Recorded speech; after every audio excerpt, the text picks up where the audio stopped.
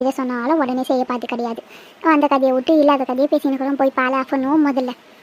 ராணி அக்கா இட்லி கடை போட்டாலும் போட்டாங்க, காசு கொட்டோன்னு கொட்டுறா போல. நிறைய வசதி வந்துட்டா போல. என்ன பொண்ணு வீட்டுக்காரு சாப்பாடு எவ்வளோ ஆகும் சொல்லுங்க, காசு நான் கொடுக்குறேன்றாங்க, வேணான்றாங்களே.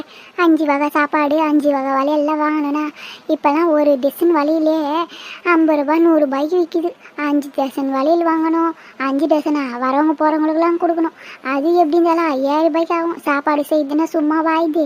எண்ணெய் விற்கிற விலைக்கு அவ்வளோதான். காசு இல்லாதியா நான் செஞ்சிடுறேன், நீ எதுவும் கொடுக்க வேணான்னு சொல்கிறாங்க. பரவாயில்ல, பணக்காரம் ஆயிடுவாங்க போது ராணி அக்கா. யாரோ எப்படியெல்லாம் சம்பாதிக்கிறாங்க. நம்ம இந்த 100 நாள் வேலைக்கு போயே நொந்துனுக்குறோம். இந்த மனுஷங்கிட்ட ஒரு சூப்பர் மார்க்கெட் ஆரம்பினா சூப்பர் மார்க்கெட்டு சூப்பராக போவாதுன்றாரு. என்ன பண்ணுறது இந்த மனுஷனை வச்சுக்கணும்? என்ன பண்ணுறது? நம்ம விதியை நினச்சி வாழ வேண்டியதுதான். பூட்டிகிட்டே போயிடுவோம்.